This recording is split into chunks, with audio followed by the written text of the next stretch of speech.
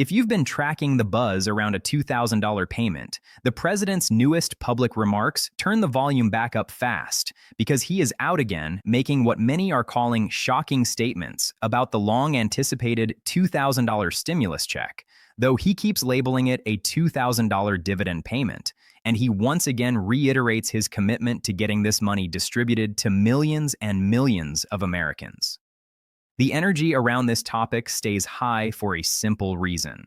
For a huge number of households, that cash is not a talking point. It is a real need. And the script openly recognizes that people across the country and many inside this community want clarity on whether this actually moves from talk to action. Here's the hook. He doesn't just mention the idea in passing. He speaks as if the path to distribution could be straightforward. And that sense of confidence is exactly why his comments are being dissected so closely. What most people miss is that he leaves listeners with three distinct signals, three main takeaways that shape how this proposal is being framed. Who has to approve it? How big the payment could be? And what gatekeeping rule decides eligibility? Now watch this, because he even hints that the famous $2,000 figure may not be the final number at all. He indicates that $2,000 would be the minimum, which means the headline amount is presented as the floor rather than the ceiling, and that single nuance changes how many people hear the announcement. At the same time, he points to a threshold that has been emphasized repeatedly, and he mentions it on his own, effectively reinforcing the same filter that has been highlighted for quite a while. To keep it grounded, the core information is said to be captured in a short clip, roughly 1 minute long, so the entire exchange can be heard and evaluated directly, with the idea that everything important is encompassed inside that brief segment. It is framed as the latest announcement from the president on the $2,000 topic, and it is presented as worth hearing precisely because it comes from the president himself, not from rumor, not from speculation, and not from a random headline. But before the clip is played, another element is introduced as an essential part of the video, a document shown as a small sample of the many people in this community who have taken a separate, practical step that saves real money, calling chapter through the phone number displayed to get free help with Medicare. The claim attached to that document is specific. Thousands have called. They are guided into the Medicare coverage that fits their personal needs, and collectively, the community is said to have saved over $2 million, which is described as absolutely amazing. The message is repeated for emphasis. If you are on Medicare, you are urged to call Chapter, get free assistance, and explore what options or flexibility you may have right now, with the suggestion that you could be shocked by what you discover. And there is a stated milestone attached to that effort, presented as a quiet personal target, where the hope is that by the end of this year, the community's total savings could reach $10 million, with that $10 million goal repeated more than once as the desired outcome. Then the video pivots back to the president's remarks and sets up the clip. It is described as only about 1 minute long, and it is identified as coming from Tuesday the 20th, which is also described as the 1-year mark from Inauguration Day last year, with the clip pulled from a longer public session. In that exchange, a reporter raises a key complication by referencing Kevin Hassett, identified as the White House National Economic Advisor and someone whose prior remarks about this $2,000 concept have been featured in previous videos over the last few months, including multiple clips of him discussing the same payment. The reporter's point is direct. Hassett has said the $2,000 tariff rebate checks would be up to Congress to decide whether or not to disperse them, and the reporter asks whether the president agrees with that or believes he can do it unilaterally. The president's answer is equally direct in tone. He says he does not think they would have to go the Congress route, adds that they will find out, and then explains why the idea is even being discussed. He says there is so much money coming in from tariffs that it would allow issuing at least a $2,000 dividend while also paying down the country's debt. He repeats the concept as a $2,000 dividend to the people of the country, And then he introduces a limiting concept. He says they would probably set a limit, specifically an income limit, where it makes sense. He follows that by saying they will be able to make a very substantial dividend to the people of the country, and he closes the thought by stating he believes they can do it without Congress. From that short exchange, the first takeaway is about authority and the path around Congress. The reporter tees up the claim that Congress would need to approve the payments, and the president pushes back by suggesting congressional approval may not be required. The implied mechanism is then spelled out as the obvious next question. If it isn't Congress, it would likely be done through executive order, meaning the president is signaling he thinks he could come in and issue these payments unilaterally, essentially aside from Congress, and avoid that entire approval process. That is described as massive because bypassing Congress would remove a major bottleneck and would change how quickly something like this could be executed if he follows through on that belief.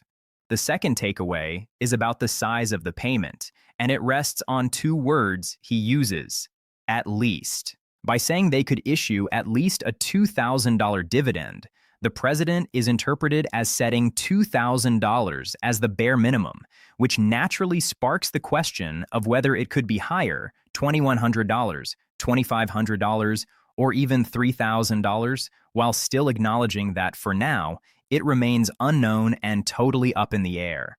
Still, the at least $2,000 phrase is treated as meaningful precisely because people have seen a different pattern before. The pitch sounded like $2,000, but what arrived was $1,400. And the script explicitly points to 2021 as the example, when the messaging repeatedly promised $2,000, urged people to vote with that expectation, and then delivered $1,400, which is emphasized as a major difference from the original number. That history is used to underline why the president's current wording feels important to listeners. If the minimum is truly $2,000, it would avoid a repeat of a scenario where the final payment lands noticeably below what was promised. The third takeaway is the eligibility filter, and the script returns to the president's own language about an income limit, treating that as the defining threshold. This point is hammered home because the comments section is described as being full of the same confusion again and again. People worry that not working, not having income, not filing a tax return, living on Social Security, having a disability, or being a senior could change eligibility. But the argument here is that none of those categories are the deciding factor for this type of payment. Instead, the claim is that the only thing that matters is income relative to the threshold they set. And that is why the line income, income, income is repeated to mirror how the president's brief mention is being interpreted. The logic presented is simple. Whatever the income threshold ends up being, if your income is below that number, then you are positioned to qualify. And the main caveat raised is whether you owe a huge liability to the IRS or whether other small parameters could lead to garnishment. Aside from those kinds of offsets, the conclusion presented is that you are good. With those three takeaways established, possible action without Congress, a minimum of at least $2,000 with the possibility of more, and an income threshold as the central gate, the reason for sharing the clip is explained again. Whenever the president or credible administration voices speak on this, it is shared to keep the community updated on what is actually being said and how the plan is being framed. The president is portrayed as making his commitment clear by repeatedly confirming that these dollars are meant to go out to the people, reinforcing the idea that the distribution is not a vague concept, but something he is attaching his words to. Then, the timeline claim is stated in full. At any point in 2026, the assertion is that if they are going to do it, it would happen sometime before November, and if it does not happen at least sometime before November, then it would basically take the economy crashing and burning to produce some type of stimulus. At the same time, the script draws a bright line between stimulus and dividend. This is not framed as an economic stimulus package, but as a profit share of the tariff revenues coming into the country, with the president talking about sending that money back out in the form of what he calls a dividend. To make the terminology accessible, the script defines a dividend as a profit share paid back out, commonly from a large company to its shareholders, and then translates that model to this context by describing the American people as the shareholders of the United States, which is presented as the reason the president prefers the dividend label. And then it is said plainly that the naming does not change the substance. Whether someone calls it a $2,000 dividend or a $2,000 stimulus check, it is still the same $2,000 payment being discussed. And the point is the money, not the branding. The origin of the clip is reiterated with details for context. It is pulled from an about hour-and-a-half speech the president gave on Tuesday the 20th, described again as the one-year mark from his inauguration day for term number 2, during which he delivered remarks and answered questions from reporters, and this short exchange is one piece extracted from that longer appearance. From there, the script returns to the chapter segment and expands the Medicare message without changing the core claims.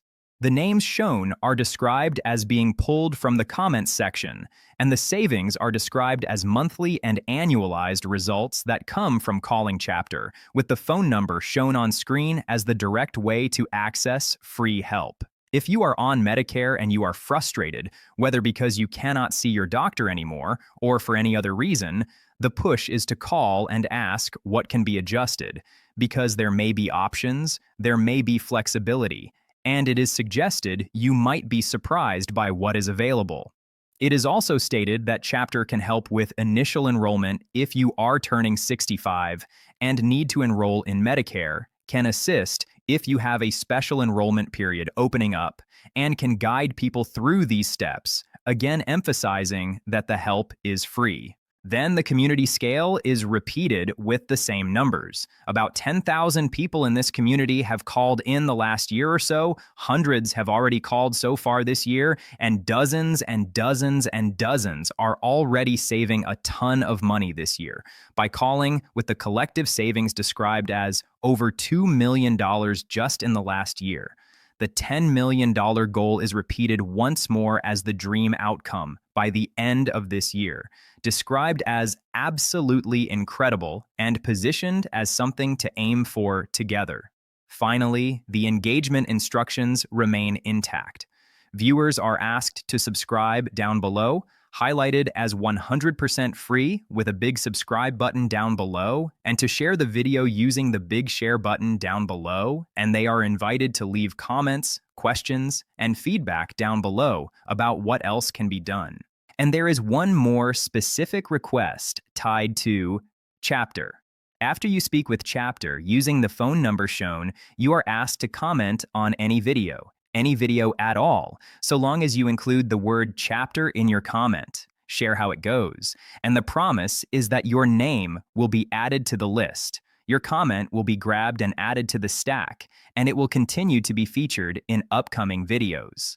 To be clear, the clip is treated as the centerpiece because it compresses the entire controversy into a single minute. The reporter frames the constraint, the president rejects that constraint, and then he ties the funding logic to tariff inflows and debt reduction, which is why the exchange is described as having all the important information wrapped inside it. The emphasis on hearing it directly is intentional, since the phrasing, at least, and without Congress, can be easy to gloss over if you only catch a summary. Yet those exact words are what create the three takeaway structure that follows. On the first takeaway, the implication is not presented as a guarantee, but as the president's stated belief. He says he does not think Congress is required and repeats that belief more than once in the short segment, which is why the executive order interpretation is raised as the practical meaning of acting unilaterally. On the second takeaway, the script keeps the door open by saying the final amount is unknown, but it still leans on the president's wording to argue that the minimum is $2,000. And it contrasts that with the earlier experience, where the public expectation centered on $2,000, but the delivered amount was $1,400, underscoring how even small shifts in language can affect what people expect. On the third takeaway, the income discussion is framed as the recurring stumbling block in community conversations. People attach eligibility to status labels, but the script insists the threshold is income, and it repeats that message because it claims to see the same misconceptions over and over, to the point where dedicated videos are said to be made just to address that one confusion. In other words, the president's mention of an income limit is treated as him saying the quiet part out loud. Eligibility is designed around an income cutoff, and the rest of the debate becomes a matter of where that cutoff lands, not whether someone fits a certain life situation label. Even the warning about garnishment is framed as a narrow exception rather than the rule. The main caveat raised is a huge IRS liability or other small parameters that might divert the payment. But the core idea remains that being under the income threshold is the primary lever. When the script pivots back to the dividend label, it spends time on the definition to make sure the concept lands. Tariff revenue is described as the inflow, paying down debt is described as a parallel goal, and the payout to the public is described as the profit share, which is why the dividend analogy is used, even though people may still casually call it a stimulus check. The explanation repeatedly returns to the same bottom line. Labels aside, the conversation is about the money.